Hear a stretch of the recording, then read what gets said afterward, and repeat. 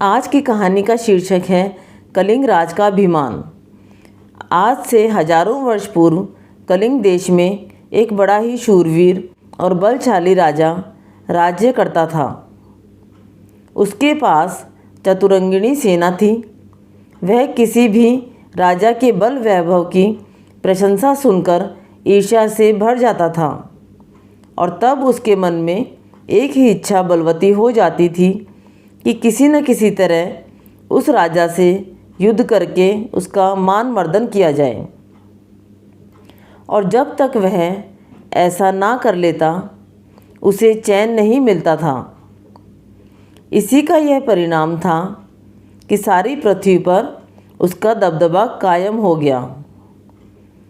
कुछ राजाओं को उसने युद्ध में परास्त किया और कुछ ने बिना युद्ध किए ही उससे हार स्वीकार कर ली। इस प्रकार सभी राजाओं ने न केवल उसकी शक्ति का लोहा माना बल्कि उसे शूर शिरोमणि मान लिया। इसी प्रकार काफ़ी समय गुजर गया। अब राजा युद्ध करे तो किससे? युद्ध के बिना उसे एक पल भी चैन नहीं था। युद्ध तो जैसे उसका नशा था। उसकी खुराक थी युद्ध। मगर युद्ध करे किससे? कहते हैं जैसे जैसे इंसान की शक्ति बढ़ती जाती है वैसे वैसे उसकी तृष्णा भी बढ़ती जाती है। तृष्णा का कोई अंत नहीं होता। यही हाल कलिंग राजा का था। इतना शक्तिशाली होने के बावजूद भी उसके मन में और अधिक शक्ति अर्जित करने की लालसा थी। एक दम था उसके अंदर जो किसी को अपने समक्ष झुकाकर ही संतुष्ट होता था। जब कोई राजा बंदी बनकर उसके सामने झुककर खड़ा होता तो इससे उसे अपार प्रसन्नता हासिल होती। अब काफ़ी समय से ऐसा कुछ भी नहीं हुआ था। यही कारण था कि कलिंग राजा युद्ध करने के लिए छटपटाने लगा। उसने अपने दूत चारों दिशाओं में भेजे कि जहाँ कहीं भी उसकी बुराई हो रही हो या कहीं कोई राजा उसके खिलाफ षड्यंत्र रच रहा हो तो दूत उसे आकर बताएं, ताकि वह कोई न कोई बहाना बनाकर उनसे युद्ध करे। आंधी तूफान की परवाह किए बिना दूत चारों दिशाओं में गए मगर शीघ्र ही वापस लौट आए। किसी भी राज्य में उन्हें कलिंग राजा के प्रति अवमानना दिखाई नहीं दी। यह समाचार सुनकर कलिंग राज और भी अधिक परेशान हो उठा। उसका मन खोलने लगा। राज्य में खुशहाली और सुख संपन्नता होने के बावजूद वह कुछ अधूरा अधूरा सा महसूस कर रहा था। अंत में जब उसकी व्याकुलता चरम सीमा पर जा पहुंची तो उसने अपने मंत्रियों की एक सभा बुलाई और बोला, हमारे मंत्रीगणों, इस प्रकार खाली बैठे मैं उकता गया हूँ। हम युद्ध चाहते हैं, युद्ध, किंतु युद्ध करे किससे? क्या तुम लोग कोई ऐसी युक्ति नहीं निकाल सकते कि हमें किसी राजा से युद्ध करने का शीघ्र ही अवसर मिले? महाराज, मंत्री ने उठकर कहा, युद्ध करने का कोई कारण होता है, किंतु यहाँ आसपास तो क्या दूर दराज के राज्यों के राजा भी आपके बाहुबल का लोहा मानते हैं और आपका नाम सुनकर ही नतमस्तक हो जाते हैं। नीति के अनुसार जो आपकी शक्ति का बिना युद्ध किए ही लोहा मानते हैं, जो आपके समक्ष स्वयं को तुच्छ समझते हैं, उनसे अकारण युद्ध करना न्याय संगत नहीं। इस प्रकार आपकी अपकीर्ति होगी। तो आप ही बताएं महामंत्री कि हम क्या करें। युद्ध के बिना हमें चैन नहीं है और अकारण युद्ध को आप अनीति बताते हैं। उद्वेलित सा होकर कलिंगराज बोला, आखिर कैसे होगी हमारी यह अभिलाषा पूरी? कितना समय हो गया हमने कोई युद्ध नहीं लड़ा। आखिर कब तक हम हाथ पर हाथ धरे बैठे रहें? क्या आप लोग युद्ध के लिए कोई कारण उत्पन्न नहीं कर सकते? युद्ध की परिस्थितियां उत्पन्न करने का एक उपाय है महाराज, एक मंत्री ने कहा। क्या उपाय है अमात्य? शीघ्र बताओ। महाराज, आपकी कन्या अद्वितीय सुंदरियां हैं। बड़े बड़े राजाओं की इच्छा है कि आपकी पुत्री से विवाह करके आपसे संबंध बनाए। आपके डर के कारण कोई ऐसी इच्छा मुख से प्रकट नहीं करता। अतः आप राजकुमारियों को रथ में बैठाकर रथ के चारों ओर एक पर्दा डलवा दें और सारथी से कहें कि वह रथ को लेकर सभी राज्यों में घूमें तथा साथ ही साथ एक व्यक्ति यह मुनादी करता चले कि जो भी सच्चा मर्द हो वह कलिंग की राजकुमारियों को अपनी पत्नी बना सकता है, किंतु अपने पराक्रम का परिचय देने के लिए उसे कलिंगराज से युद्ध करना होगा। मेरा ख्याल है कि इस लालच से कोई न कोई मूर्ख राजा अवश्य ही आपसे युद्ध करने को तैयार हो जाएगा। वाह, यह युक्ति तो अच्छी है। हम पर किसी निर्बल को ललकार कर युद्ध करने का दोष भी नहीं लगेगा और हमारी युद्ध करने की लालसा भी पूर्ण हो जाएगी। कलिंगराज प्रसन्नता से भर उठा। महामंत्री, कल ही राजकुमारियों को देशाटन के लिए भेजें और फिर दूसरे दिन ही कलिंग की राजकुमारियों को रथ में बैठाकर देशाटन के लिए रवाना कर दिया। राजकुमारियों के साथ सेना की एक टुकड़ी और राज्य के कुछ प्रमुख पदाधिकारी भी चल दिए। वह हर राज्य में जाकर मुनादी करते, लेकिन किसी भी राजा ने कलिंग राज की शर्त पर उन कुमारियों का हाथ थामने की चेष्टा नहीं की। भला कलिंगराज जैसे बलशाली राजा से युद्ध का खतरा कौन मोल लेता। समस्त जम्मू द्वीप का चक्कर लगाकर कलिंग कुमारियों का रथ असक राज्य की ओर बढ़ने लगा। असक राज को पहले ही गुप्तचरों के माध्यम से यह सूचना मिल चुकी थी। अतः उसने रथ के नगर में प्रवेश करने से पूर्व ही भेंट उपहार भेजकर नगर के द्वार बंद कराकर राहत की सांस ली। राजा का इस प्रकार भयभीत होकर भेंट उपहार भेजना और द्वार बंद कर लेना उसके मंत्री नंदीसेन को बहुत बुरा लगा। कलिंग राज के पौरुषत्व की घोषणा ने तो उसे और भी अधिक विचलित कर दिया था। वह असक राज से बोला, महाराज, पौरुषहीनता का कलंक लेकर जीने से तो युद्ध क्षेत्र में पौरुषार्थ दिखाते हुए वीर गति को प्राप्त हो जाना कहीं अधिक सम्मान की बात है। मेरा अनुरोध है कि आप उन कुमारियों को ससम्मान राजमहल में बुलाकर कलिंग राज की चुनौती स्वीकार करें, ताकि उन्हें मालूम हो कि यह धरती पुरुषार्थियों से शून्य नहीं है।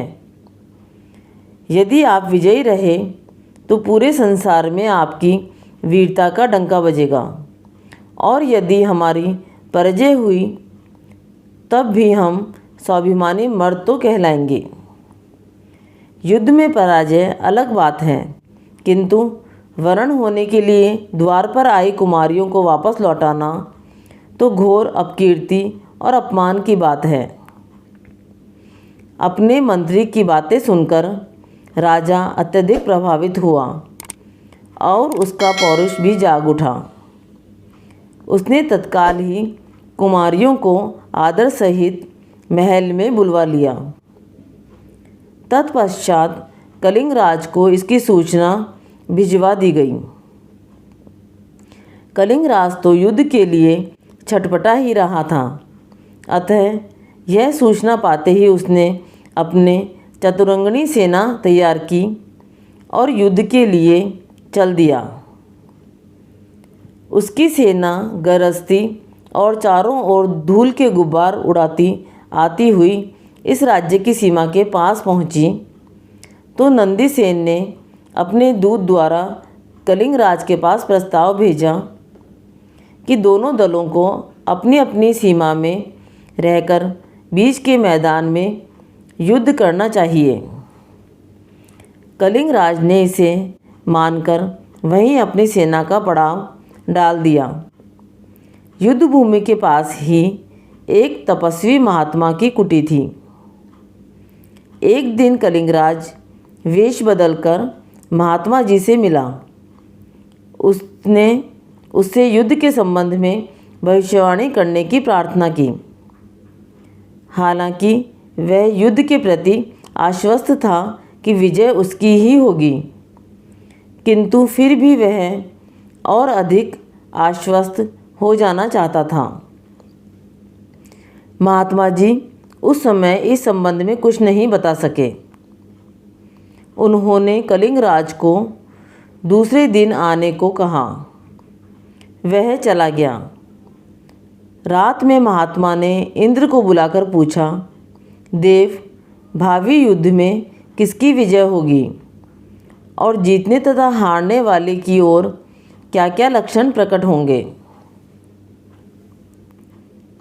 इंद्र भावी युद्ध का परिणाम बताकर चले गए। दूसरे दिन कलिंग राज गुप्त वेश में अपने प्रश्न का उत्तर पूछने के लिए आया। महात्मा जी ने सहज भाव से कहा, इस युद्ध में कलिंग राज की विजय होगी और असक राज की पराजय।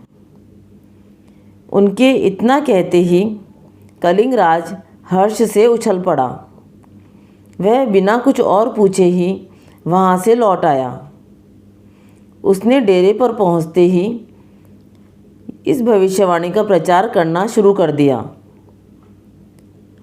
होते होते यह बात असक राज्य के कानों तक पहुँची। वह पहले से ही डरा हुआ था।